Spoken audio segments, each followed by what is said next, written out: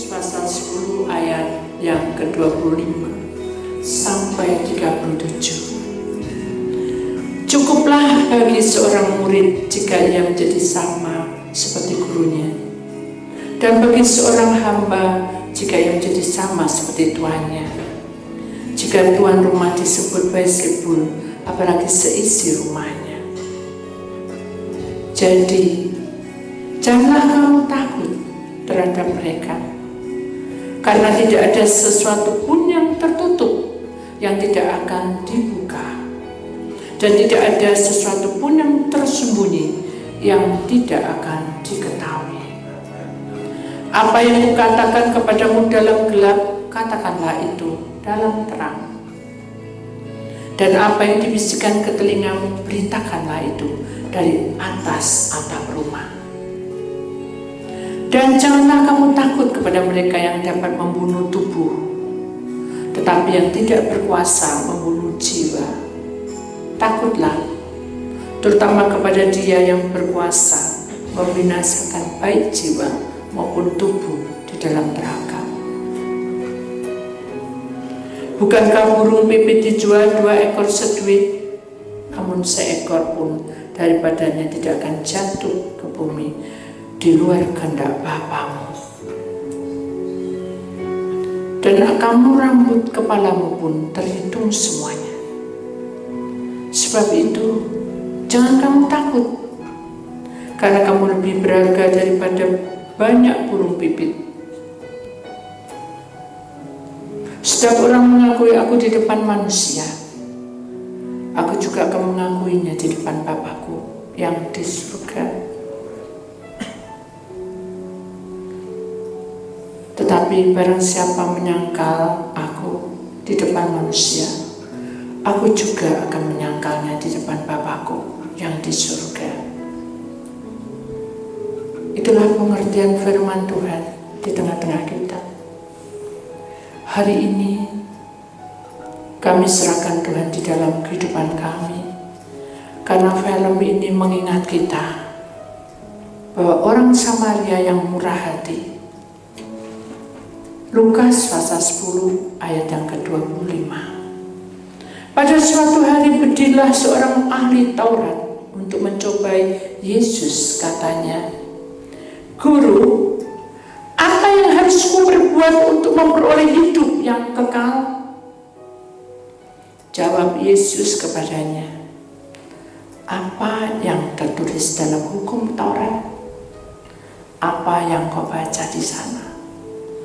Jawab orang itu, "Kasihilah Tuhan Allahmu dengan segenap hatimu, dan dengan segenap jiwamu, dan dengan segenap kekuatanmu, dan dengan segenap akal budimu, dan kasihilah sesamamu seperti dirimu sendiri." Kata Yesus kepadanya, "Jawabmu itu benar. Perbuatlah demikian, maka engkau akan hidup." Tetapi untuk membenarkan dirinya, orang itu berkata kepada Yesus, "Dan siapakah sesamaku manusia?" Jawab Yesus, "Adalah seorang yang turun dari Yerusalem ke Yeriko. Ia jatuh ke tangan penyamun-penyamun, yang bukan saja merampoknya habis-habisan, tetapi yang juga memukulnya, dan yang sesudah itu pergi meninggalkannya setengah mati. Kebetulan ada seorang imam turun melalui jalan itu. Ia melihat orang itu, tetapi ia melewatinya dari seberang jalan. Demikian juga seorang Lewi datang ke tempat itu. Ketika ia melihat orang itu, ia melewatinya dari seberang jalan. Lalu datang seorang Samaria yang sedang dalam perjalanan ke tempat itu. Dan ketika ia melihat orang itu, tergeraklah hatinya oleh belas kasihan. Ia pergi kepadanya, lalu membalut luka-lukanya. Sesudah ia menyiraminya dengan minyak dan anggur, kemudian ia menaikkan orang itu ke atas keledai tunggangannya sendiri, lalu membawanya ke tempat penginapan dan merawatnya. Keesokan harinya, ia menyerahkan 2 dinar kepada pemilik penginapan itu. Katanya, rawatlah dia, dan jika kau belanjakan lebih dari ini, aku akan menggantikannya waktu aku kembali. Siapakah di antara ketiga orang ini menurut pendapatmu adalah sesama manusia dari orang yang jatuh ke tangan penyamun itu? Jawab orang itu, orang yang telah menunjukkan belas kasihan kepadanya. Kata Yesus kepadanya, pergilah dan perbuatlah demikian. Amin. Kami sebentar mendengarkan atau melihat filmnya Tuhan. Sentuh kami sehingga kami tahu apa yang harus kami lakukan. Di dalam nama Tuhan Yesus Kristus Tuhan Tunggal, yang percaya kita sama-sama berkata, amin. Beri kemuliaan Tuhan saudara. Kita akan melihat filmnya.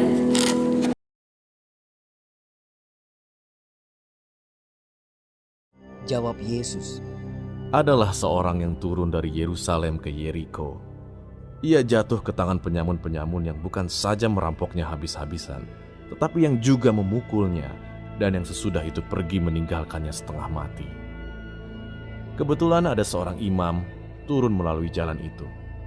Ia melihat orang itu, tetapi ia melewatinya dari seberang jalan. Demikian juga seorang Lewi datang ke tempat itu. Ketika ia melihat orang itu, ia melewatinya dari seberang jalan. Lalu datang seorang Samaria yang sedang dalam perjalanan ke tempat itu. Dan ketika ia melihat orang itu, tergeraklah hatinya oleh belas kasihan. Ia pergi kepadanya lalu membalut luka-lukanya. Sesudah ia menyiraminya dengan minyak dan anggur. Kemudian ia menaikkan orang itu ke atas keledai tunggangannya sendiri, lalu membawanya ke tempat penginapan dan merawatnya.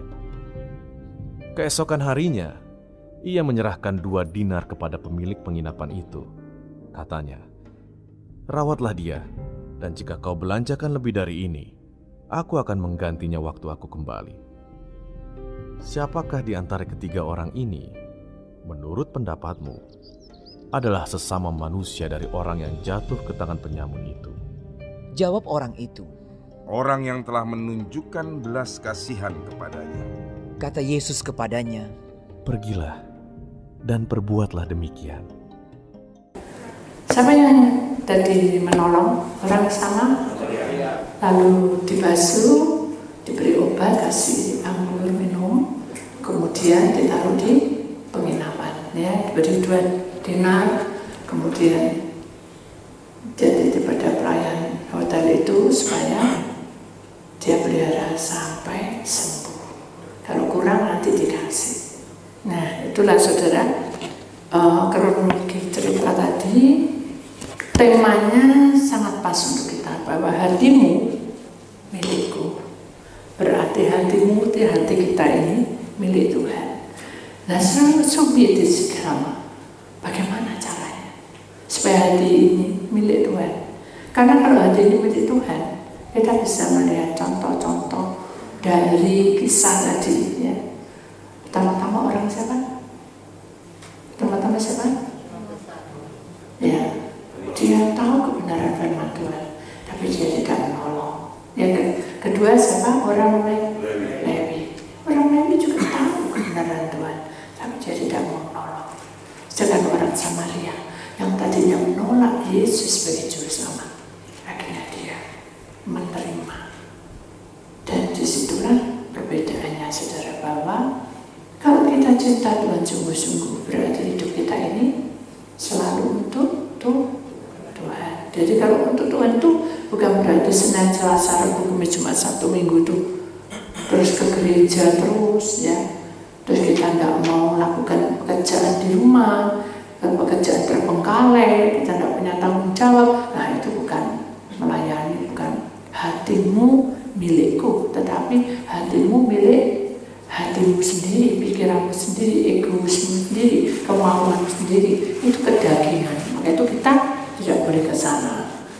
Firman Tuhan menjelaskan di sini bahwa hatimu milikku itu adalah satu penggambaran bahwa di seluruh dunia ini. Saudara, perilaku hidup manusia itu beraneka ragam. Ya. Cobaan-cobaan juga beraneka ragam. Satu dengan yang lainnya tidak sama. Tapi kita harus tahu bahwa proses hidup kita ini tidak hanya sampai di sini. Tuhan ingin hidup kita itu terkenal di hadapan Allah. Ada orang yang mencintai Tuhan, saudara, tapi dia bersolek, ya, bersolek, mendandani diri sendiri, ya, bersolek. Dengan bersolek tidak ada masalah, mempercantik diri tidak ada masalah. Yang penting adalah hatinya milik Tuhan. Karena hatimu itu milikku itu berarti semua proses hidup kita itu menjadi miliknya. Karena kalau kita menjadi miliknya, hidup kita harus betul-betul mempersembahkan. Jadi inilah tubuh roh jiwaku tak persembahkan. Ada satu nyanyian yang tadi kita sudah nyanyikan ya saudara, karena saya tidak hafal, jadi saya melihat ujiannya saudara, bahwa di sini kataku takkan lupakan kebaikan yang ku terima, pengorbananmu yang mulia, jadikan ku berharga. Kenapa? Karena walaupun kita ini tidak sempurna 24 jam, tidak bisa kudus hidupnya, tapi kita selalu diperbarui, saudara. Itu namanya orang yang mau niat hatinya milik Tuhan. Tapi kalau kita itu sudah mencintai Tuhan, setia melakukan perintah Tuhan, tapi kita tidak ada respon untuk hidup baru, sudah ada gunanya. Kenapa? Karena hidup kita statnya tetap diam. Dan kita tidak ada pertumbuhan. Nah, ini yang bahaya. Sewaktu-waktu badai menghantam pasti patah, tumbang, dan tidak akan setia. Nah ini, jadi intinya adalah dalam perjuangan kita ini sebagai orang pilihan Allah, kita boleh mendandani diri kita, tapi kita harus meresponi bahwa saya mau hidup baru. Amin. Kalau kita tidak mendandani diri kita, saudara, mungkin kita jadi awut-awutan. Ya, kita tidak ada, bukan penampilannya. Orang itu bisa melihat itu dari, kalau logika secara kasat mata, orang itu melihat dari penampilan, saudara ya. Kalau kita penampilan awut-awutan gitu ya, kita ke gereja mungkin sudah aturan lah, pokoknya sakwar-war BDW, pokoknya datang itu ya. Tuhan juga menilai kita. Kamu datang untuk siapa? Kalau kita aja dulu, kalau suami istri ya, kan pacaran dulu sudah. Udah, aku kayak itu Kartini. Maksudnya, ya langsung dipinang ya, tetap siapa toh? Betul nggak? Masa mau ketemu dinding, kok karu-karu gak mungkin kita mendandani diri. Tidak apa-apa. Hidup kita juga seperti itu. Kita ini mengalami pencobaan itu adalah seperti kita mendandani hidup kita. Kita ini diproses. Dulu saya masih belum menikah, badannya langsing, sekarang langsung. Tapi kan tetap ada sukacita. Bukan berarti kalau sudah dulu langsing, sekarang langsung wah kita jadi males, tidak mau pelayanan, tidak mau apa, tidak boleh saudara. Kecuali sakit. Nah itu intinya seperti itu. Jadi dalam proses hatimu milikku ini, kita ini dilihat tidak sedetik pun Tuhan melupakan.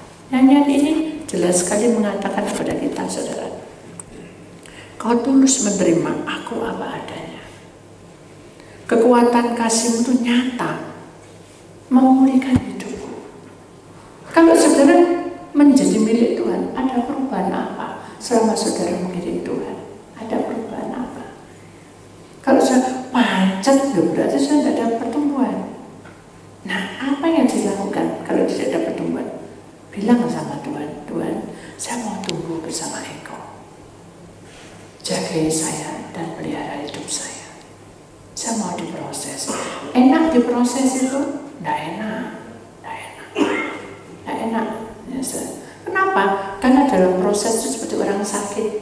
Ya, saya pernah sakit mama yang muda aja, yang umum, pilek. Sudah kayak pilek tambah minum es? Halo? Enggak, ya kan? Makan sambal? Enggak. Kita menjaga supaya sakitnya itu tidak parah, tidak makin menjadi-jadi. Kecuali kalau stres, orang stres lali sembarang sudah pokok, gak tahu pagi, gak tahu siang, gak tahu malam. Kita bukan stres, saudara. Kita ini anak Tuhan, amin. Harus hidup baru. Kalau kita hidup baru berarti kita harus bangkit. Semangat kita bangkit seperti pujian ini katakan, saudara. Kau bukan Tuhan yang melihat rupa. Sekalipun kita mendandani kayak apa cantiknya, kayak apa tampannya, kalau hati kita tidak menjadi miliknya, Tuhan tidak kenal kita. Tidak kenal kita, saudara. Tuhan tidak tahu kita. Bukan Tuhan tidak mau tahu, kita yang tidak mau tahu. Di sini dikatakan juga Tuhan itu tidak memandang. Saya lihat lagi, saudara, karena saya tidak seberapa hafal nyanyian ini ya. Kau bukan Tuhan yang memandang harta. Tuhan tidak memandang hartamu. Kalau saudara memberi, itu adalah kewajiban. Kalau saudara memberikan sesuatu pada hamba Tuhan, pada siapa, itu adalah kewajiban. Saudara rela, Tuhan tidak pernah berhutang. Tuhan cukupkan. Bukan berarti kita bangga dan kita menghina. Itu dosa.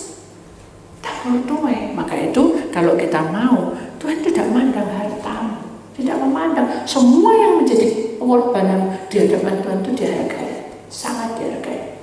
Tapi jangan, kalau kamu tidak mau kiri, lebih kiri, kamu tapuk kanan. Berarti saudara memberi. Kalau kamu memberi tangan kanan, jangan tangan kiri.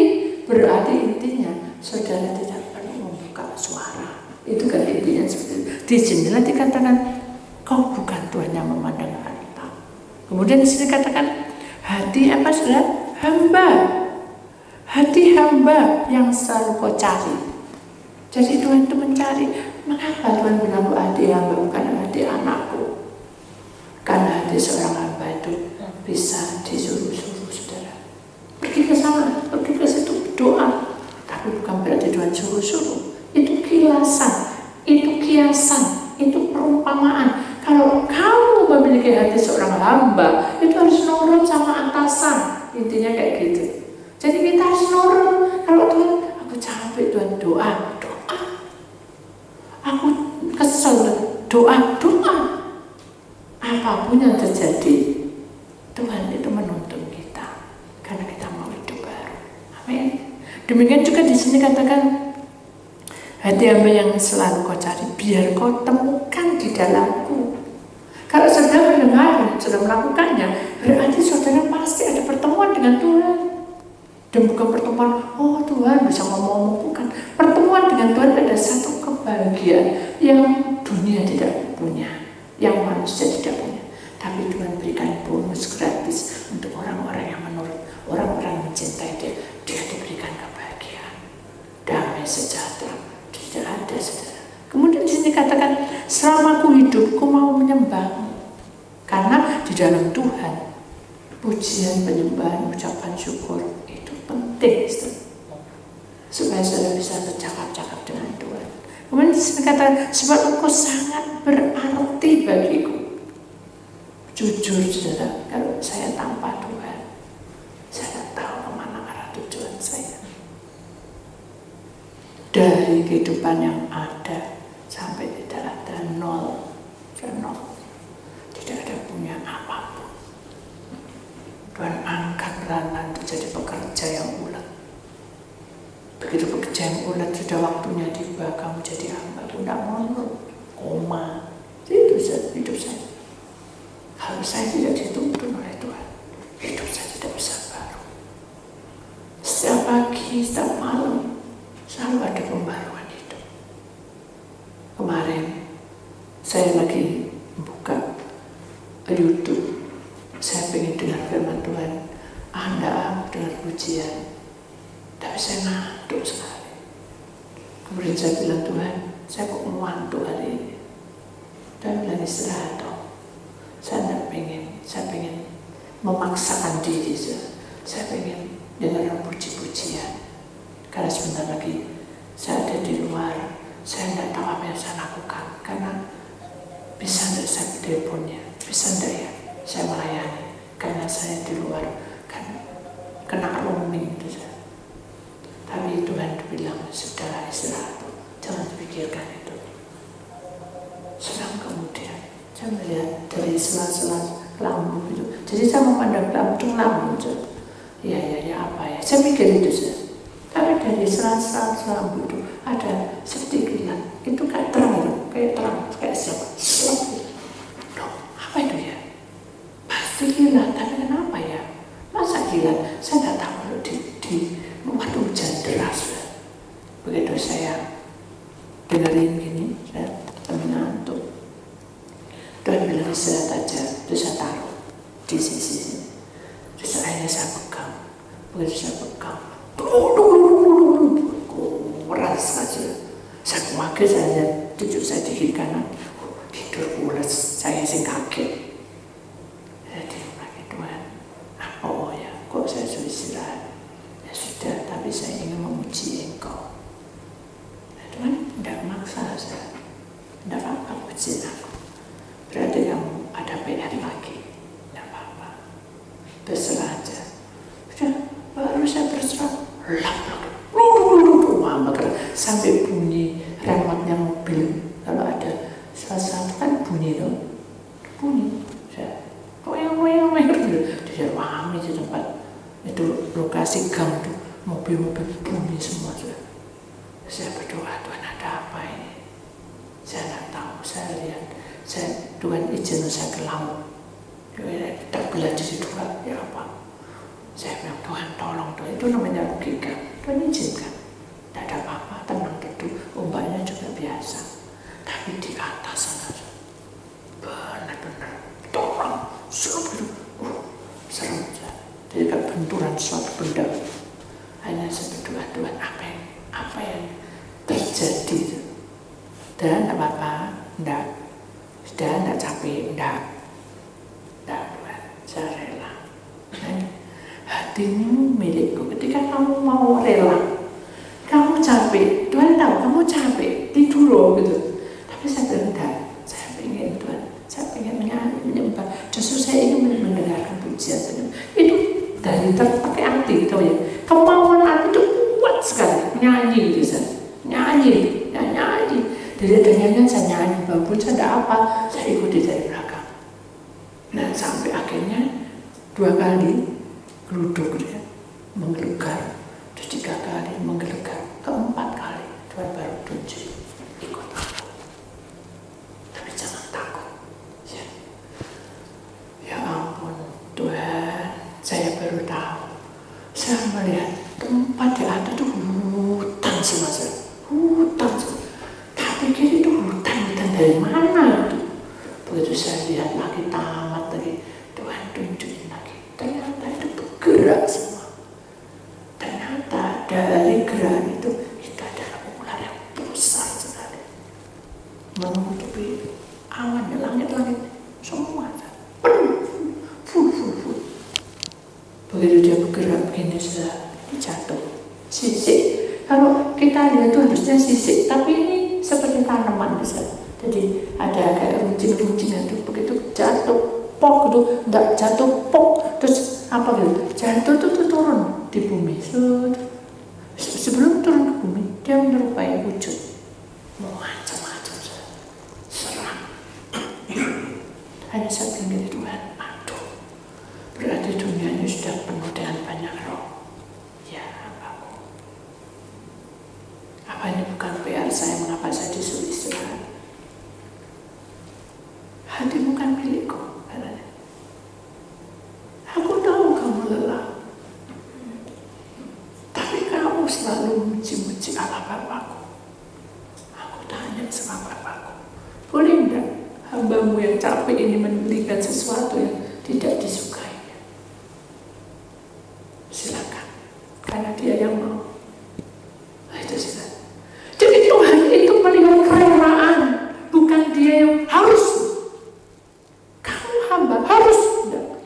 Kamu capek tidur. Tapi saya tidak mau. Kenapa? Karena saya saya memuji dan memuliakan Tuhan. Dari situlah saya sadar hidup ini tidak ada artinya apa-apa, saudara. Biar dibayangkan dengan roh yang begitu jatuh ke bumi buahnya.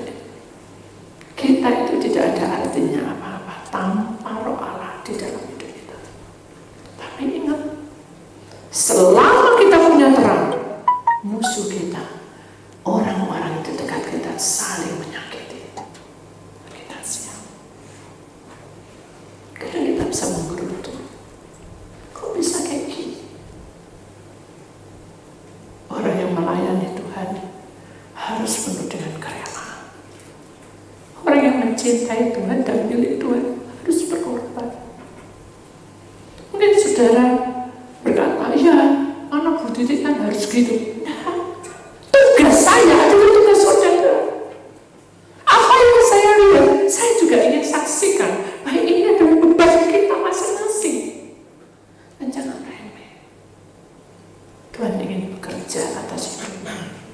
Seperti kata ini, hatimu adalah milikku. Jika kamu menjadi milikku, kamu harus melihat apa yang terjadi. Begitu jatuh roh-roh itu, saya tidak bisa tidur, saudara. Jujur, saya merasa tidak tenang. HP semua saya lepasin semua karena menggelegar sekali. Mobil aja bisa bunyi. Saya takut ini tiba-tiba kena gitu. Sudah lepasi semua. Saya doain semua. Saya bilang, Tuhan, apa yang saya lakukan? Tuhan hanya berkata apa? Puji aku, sembah. Seperti firman Tuhan. Sebab engkau sangat berarti bagiku. Yang terbaik yang ada padaku, ku persembahkan kepadamu, Yesusku.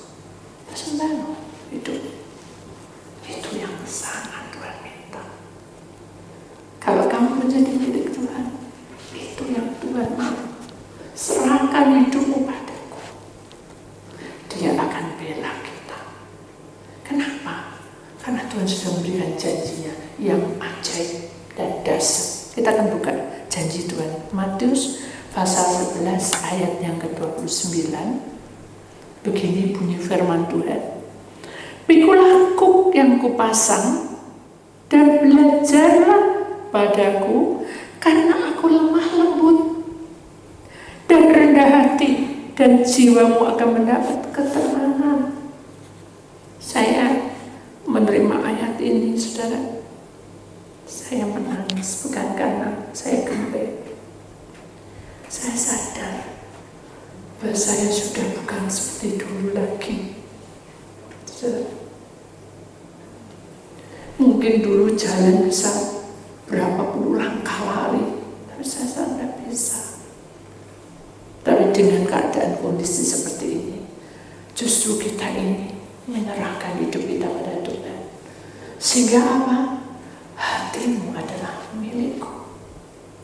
Karena kita sudah serahkan semua pada Tuhan.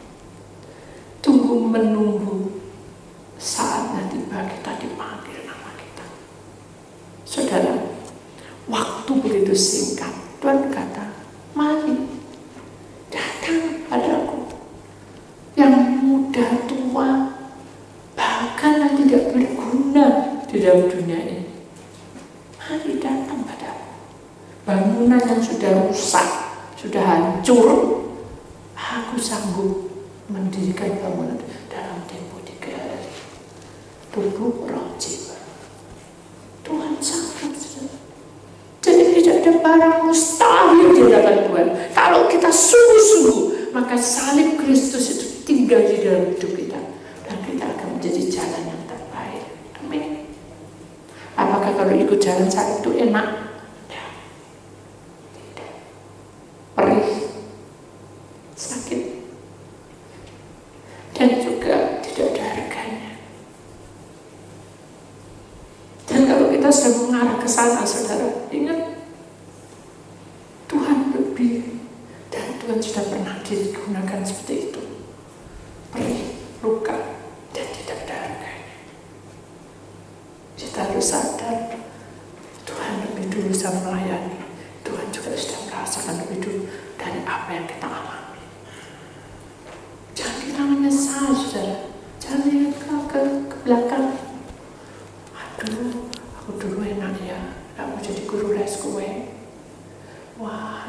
bisa beli apapun. Tidak boleh, saudara. Karena kalau kita menengok ke belakang, jadi dia apa? Dia siapa yang mau? Tidak ada gunanya. Asin Yunda, tawar hidupmu. Dan apa gunanya? Hati itu bukan milik Tuhan lagi, tapi milik apa? Milik tubuhmu sendiri. Akhirnya kemana? Ya hancur. Kemana? Milik dunia. Apa? Fana. Tuhan tahu tubuh kita fana, lemah. Tuhan tahu semuanya. Tuhan tahu apa yang menjadi keperluan. Tuhan tahu semuanya. Tapi ingat, jangan belok lagi ke belakang. Jangan tengok lagi masa lalu. Hidupmu itu milik Tuhan. Jangan diungkit-ungkit terus. Itu menyakitkan, saudara, buat Tuhan. Kamu milikku dong. Ikut aku. Jangan tengok-tengok ke belakang terus. Kamu cinta aku dong. Makanya Petrus kan ditanya, Petrus, apakah kamu mencintai aku? Apa kata Petrus? Iya Tuhan, aku sangat mencintaimu. Tapi dia tahu isi hatinya belum sepenuhnya. Harus mengalihkan nafas, saudara. Petrus lebih dalam lagi. Apakah kamu sungguh-sungguh mencintai aku? Lalu Petrus tahu Ambar. Dan berarti kan dia ada sesuatu loh. Petrus kerasa, terasa. Hanya dia peluk Yesus sampai kata, Guru, apakah ada sesuatu dalam hidupku sehingga engkau merasakan tidak layak untuk aku bicara seperti itu? Itu kan bahasa sehari-harinya kalau di dalam roh. Yesus hanya memandang Petrus dan dipeluknya Petrus dan berkata apa? Kasihlah Allah Tuhanmu Petrus mulai hari ini dengan segenap hati, segenap roh, segenap jiwa. Petrus nangis, saudara. Nangis dia juga kaki Tuhan, mencium kaki Tuhan, memeluknya. Jangan tinggalkan aku, Guru. Aku sangat mencintaimu. Lalu Petrus diangkat dan dipandang jauh-jauh. Karena dia tahu apa yang terjadi. Nanti ini saya disalib, saya diadili, semuanya berubah. Itu manusia.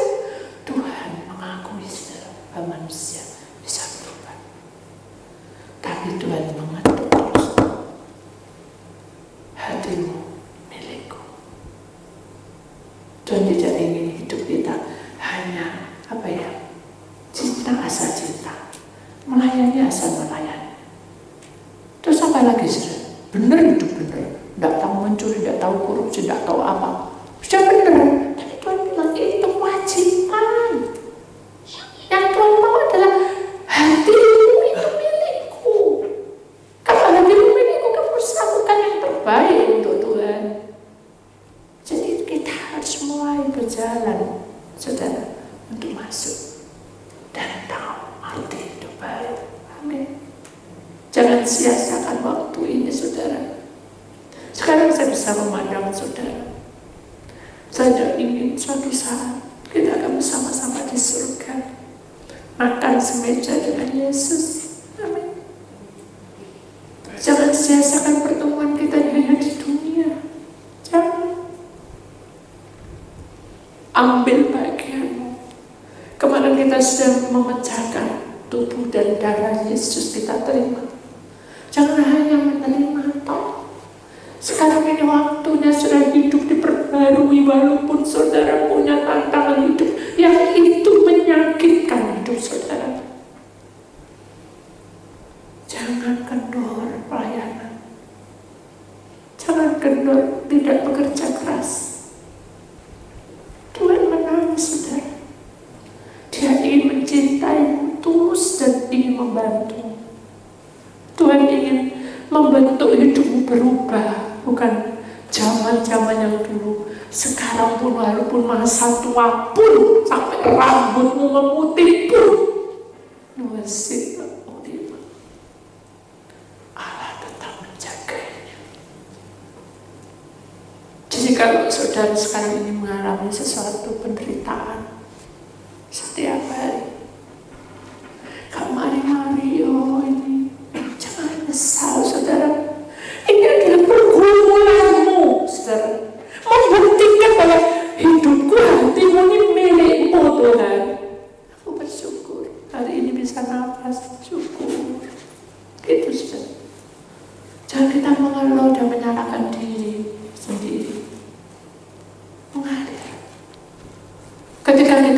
khawatir semuanya itu akan dibuka satu persatu.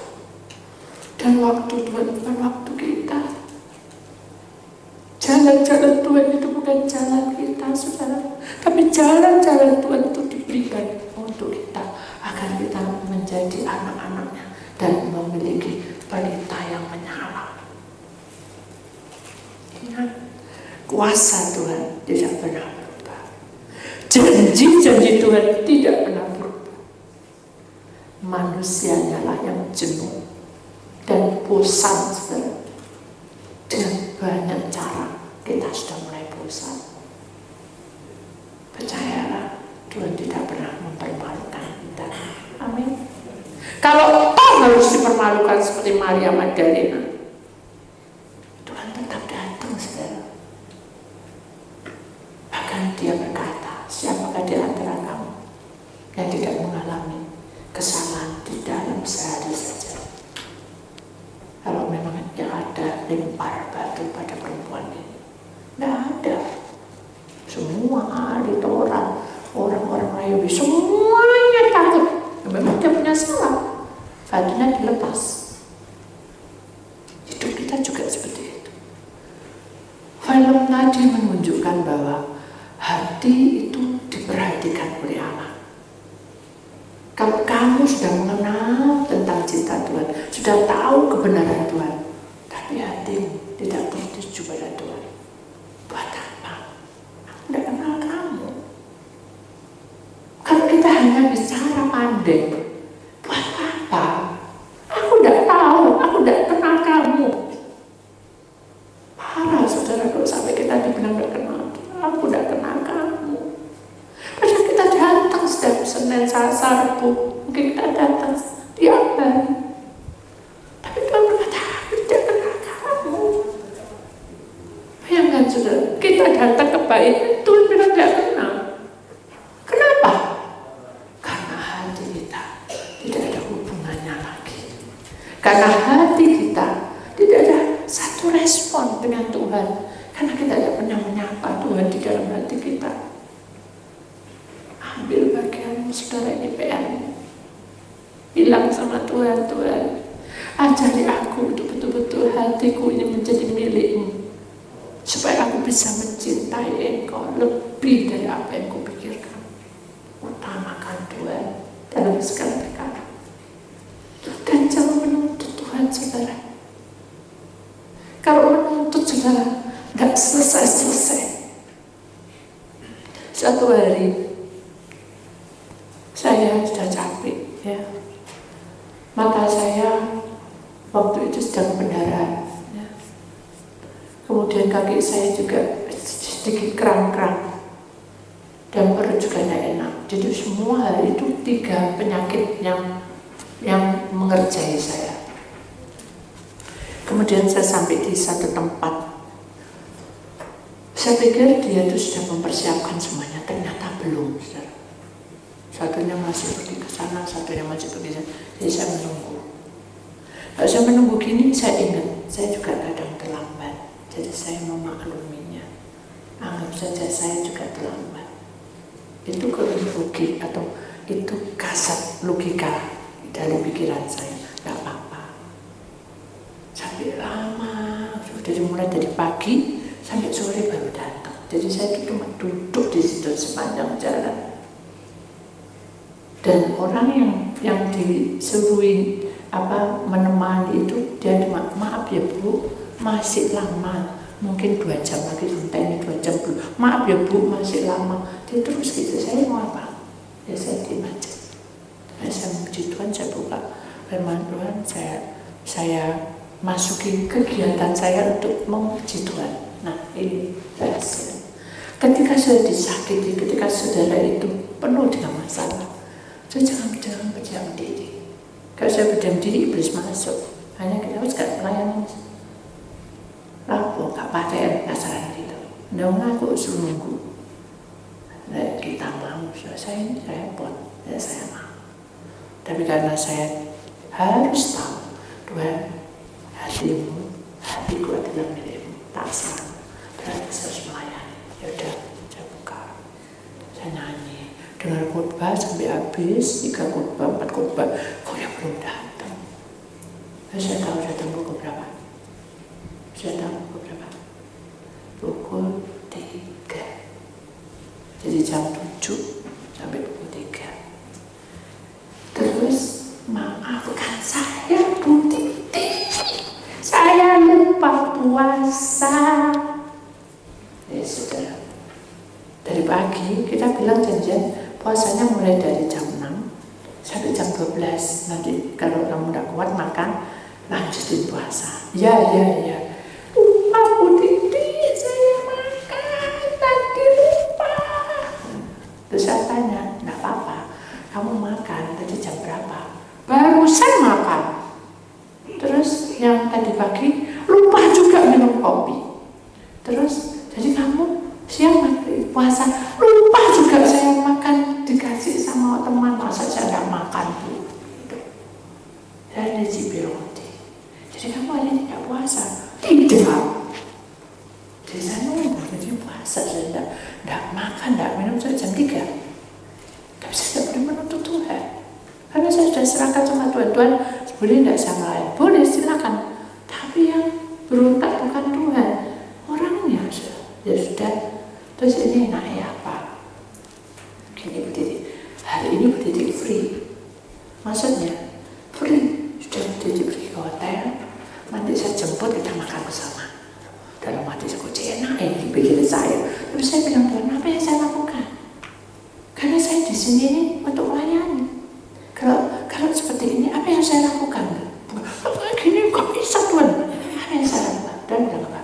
Hari ini suruh dia puasa. Hari ini saya coba enggak, tapi dalam hati ini kuat sekali seperti tadi. Istirahat, tapi saya tidak mau istirahat. Kuat sekali memuji Tuhan. Ternyata Tuhan tunjukin roh itu turun ke dunia. Nah, ini juga gitu. Kuat sekali bilang, ini suruh dia puasa ya. Saya bilang, puasa ya. Loh, kok puasa? Puasa hanya 3 jam. Kalau tidak bisa 3 jam. Tak lihat jam 3, lebih jam 4, balik 5, 6, 7, ya pukul 7 aja. Ya bisa usaha no. Gitu. Hasilnya apa? Bisa kita duduk aja, kita baca firman, jadi kita seperti ibadah dimuji Tuhan. Ngantuk sudah. Ngantuk. Begitu Tuhan memberkati, amin. Baru mulai. Kalau logika greget no aja. Greget no aja. Orang gak ngajar nih, saya tidak bilang gitu saudara. Saya bilang gini, Tuhan, mau ngantuk, iblis lagi ngipasi. Bener ya Tuhan? Dibuka, bener ya iblis, para bos.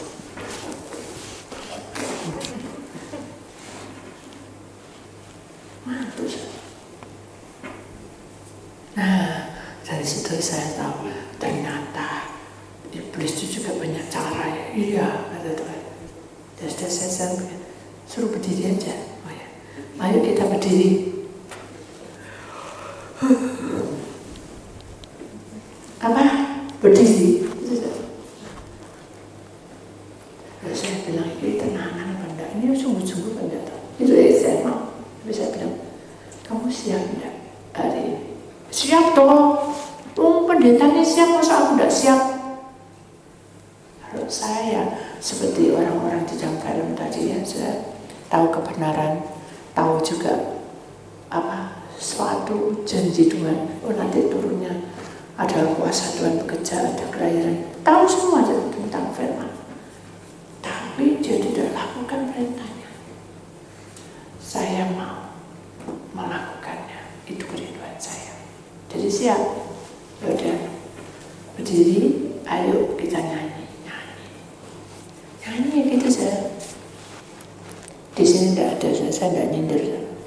Ku tak membawa apapun duka saat ku datang ke dunia.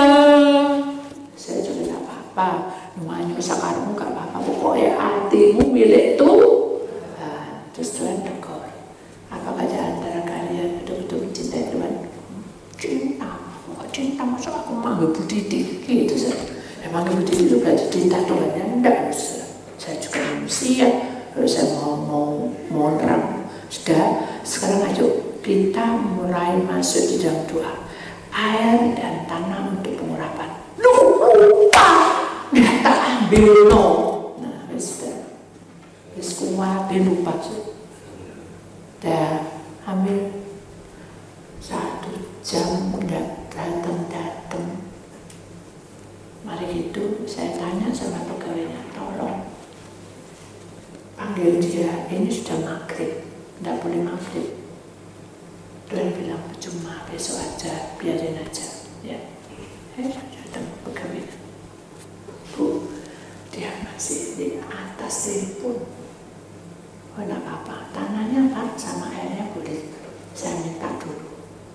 Wah, lagi Pak, saya pengen 5, gak ada tanahnya, gak ada airnya. Nah, terus tadi saya campur dulu di sini, mana? Hampir 2 jam, 1 jam setengah.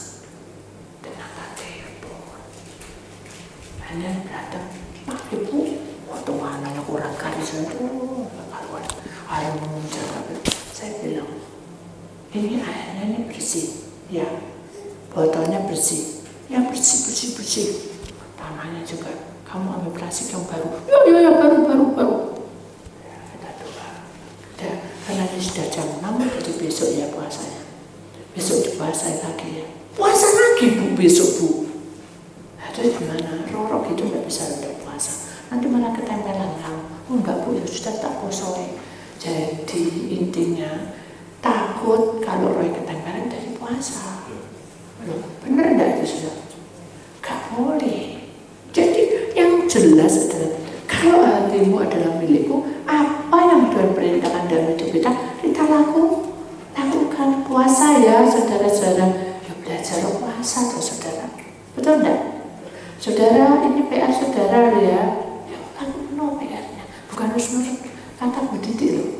Kalau Tuhan tidak suruh, masa saya suruh seperti itu? Gak kena murid saudara. Saya mau ngasih PR saudara. Betul enggak? Kalau Tuhan suruh, ayo ini PR. Ya sudah lakukan. Intinya kayak gitu. Jangan. Nah terus gak mari gitu. Berkati ada lah. Nah ini Tuhan bukan. Kamu kerja sudah puluhan tahun, kota, negosiasi, pendetamu ngerti, dan kamu dulu dibohongi orang terus. Kok tahu? Kamu ngomong tak? Tambah tukaran. Kamu semua goblok, tambah gitu terus. Istrinya bengong. Aku gak kenal, saya kenalin kamu loh Pak. Kamu tahu dari mana? Kamu tahu sekali. Oh iya lupa. Nah, selama kamu seperti ini, tidak menghargai kehadiran Tuhan, tidak mencintai Tuhan sungguh-sungguh, Tuhan tidak akan bisa ikut campur tangan. Kok bisa? Ya, karena selamanya kamu memperhatikan keuangan. Keuangan itu dari Tuhan. Tapi kalau selama kamu bekerja, kamu serahkan hidup keuangan, aman terkendali. Oh iya, tak? Sungguh tak? Iya. Kenapa? Karena di belakang itu ada rohnya. Mosok roh apa Bu? Biar ketawa-kata bulat, mata banyak, dan dundung-dundung kayak orang Jawa, dundung kecil itu tak ambil semua uang. Enak sekali, gundul tawa dia. Nah saya itu dia lagi mau pengurapan, Tuhan bukan pegawainya dia yang lama di sana jaga di belakang tuh dia bilang, hei Non, kowe iki ngerti ta nek setan? Lho Pak. Apa? Dia ada di belakang. Oh, macam-macam Pak. Kenapa? Tuh Bapak, coba rasa-rasa. Sekali rasa-rasa tak, Bapak ditangkap petok. Petok. Nah, dibilangin ternyata di sana bulat seperti Tuhan bilang, bulat matanya besar, merah-merah dan kuat darahnya. Untung ada lalat masuk. Itu si istrinya cerita. Ngomong Bu, sampai kudu tak tangkap Bu katanya. Kelamaan.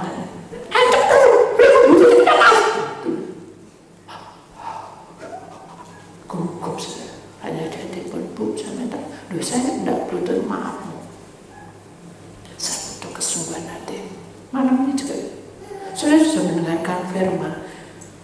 butuh kesungguhan hati saudara. Saya memohon, dengarkan baik-baik. Karena Tuhan itu hadir di sini dan Dia tahu kamu sungguh-sungguh atau tidak. Dan Dia akan menangis untuk percayalah, Dia ada. Dia bekerja dalam hidupmu. Selama kamu mengundang Roh-Nya datang, Dia akan bentuk hidup kita menjadi berubah dan diubah. Nah, laki-laki itu minta maaf. Begitu datang sudah, saya kayak raja. Semua pegawai di baris sesuai itu. Saya tahu loh. Dari kiri kanan tuh semua pegawainya tuh ada 100 yang masuk itu 70 atau 80. Wah, saya bingung. Tuh ini tontonan atau apa? Terus, Bu maaf ya Bu, ini pegawai semuanya. Oh enggak apa-apa. Semuanya mantu. Nah, lebih heran lagi ketemu sama saya kan tadinya kan pertama tuh, mantu semua sampai menjeduk di sini saya. Saya sama itu udah perlu kayak begini nih. Ini pegawaimu semua. Ya. Udah berdoa. Berarti Tuhan punya maksud toh. Tuhan izinkan berbaris. Bolehlah Bu katanya. Nanti puasanya tambah panjang ya Bu ya. Nah, kenapa? Ya kan menunggu sekian banyaknya di Tuhan. Nah, dia pakai logika. Orang pandai selalu gitu. Dia pakai logika. Dan tidak semua orang pandai seperti itu. Tapi karena dia pandai, apapun cepat. Tapi tidak ada uang. Tidak ada uang. Kenapa disabotase sama iblis? Karena ada peluru. Peluru tadi namanya peluru kecil. Ambil uang dia. Hanya kita doain semuanya nangis sudah. Tidak ada yang tidak nangis. Semua nangis. Akhirnya mereka bilang, oh hebat ya. Ini pendeta bisa ngerti sembarang kali. Saya dengar. Saya bilang sama yang perempuan bilang ya, jangan bilang saya hebat. Saya manusia biasa sama seperti mereka. Cuma selama dia menjadi milik Tuhan, dia akan sama seperti saya. Oh, ya. Nanti saya bilang, akhirnya ini PR-mu ya. Ya siap. Ya kita usir, roh itu diusir. 1 bulan kemudian dia undang saya datang. Karena saya repot, tidak bisa. Undang lagi ke Tuhan, tidak bisa. Saya 3 kali itu tidak bisa terus. Akhirnya dia datang ke tempat saya. Dia bilang minta maaf. So jago, jangan, saya itu tidak ada apa-apa. Cuma saya itu repot. Mungkin Tuhan izinkan juga saya harus melayani tempat lain. Ya. Saya juga minta maaf. Sekarang saya sudah begini.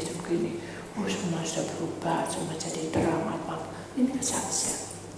Kenapa? Karena hatimu menjadi milik Tuhan. Selama hatimu menjadi milik Tuhan, baru 1 bulan Tuhan peringkatkan kehidupannya. Amin. Jadi sudah ikut perintah Tuhan. Karena Tuhan punya rencana. Dan jangan dihitung. Karena doa itu ada 3 macam. 1, langsung dijawab. Orang ini langsung dijawab. Kedua, apa? Tidak. Ketiga, tunggu lah, ini serempet. Tunggu itu mumet saja. Waduh, ini benar. Serahkan sama Tuhan. Amin. Tuhan berkarya di tengah-tengah kita. Amin. Janganlah kita mempelajari bahwa hati yang tulus itu harus mau berkorban seperti orang siapa tadi? Samaria tadi mau berkorban untuk menolong orang. Demikian juga ayatnya sudah selesai. Kita lihat kata-kata emas di sini ya. Dimanapun kita berada di dunia ini, langit tetap berada di atas kita. Dimanapun kita berada, Tuhan tetap mengawasi kita. Tuhan melihat kedalaman hati kita. Jadi Tuhan itu sangat dekat pada kita. Amin. Dalam firman Tuhan katakan, jika hatimu luka dosa, aku juga ada di samping. Jika kamu itu menghadapi penderitaan, aku sudah menderita untukmu. Iman itu harus berjalan. Amin. Tuhan Tuhan ingin pelajaran hari ini adalah suatu, bukan gugatan, suatu perjalanan ya. Bahwa hidup kita tidak hanya sampai di sini, kita harus hidup baru. Amin. Hidupkan baru. Semangat, bukaan hati. Terima apa yang ada dalam hidup. Karena Tuhan punya rencana indah atas hidup kita. Amin. Jalan-jalan Tuhan tidak bisa diukur dengan logika, tapi jalan-jalan Tuhan diberikan kepada kita agar kita tetap setia kepadanya. Amin. Itulah firman Tuhan, saudara. Tuhan sangat mencintai kita, Tuhan membuka hati kita, dan kita akan berdoa sepenuh Allah mendengarkan doa kita. Selama kita menjadi miliknya, tetap Tuhan akan menyertai perjalanan kita. Kita akan tutup mata. Segala puji syukur kami naikkan di hadirat-Mu ya Allah. Firman-Mu hidup di tengah-tengah kami. Biarkan hati kami ini menjadi milik-Mu untuk selama-lamanya. Jangan sampai kami salah langkah ya Tuhan. Jangan sampai kami ini satu hati, satu pikir, tapi kami tidak mengenal Engkau. Ampuni kami. Biarlah kami taat, apapun yang terjadi, kami milik-Mu. Kuasai kami ya Tuhan, baik yang ada di tempat ini maupun di Zoom, di dalam nama Tuhan Yesus Kristus. Maka kami serahkan ke dalam tangan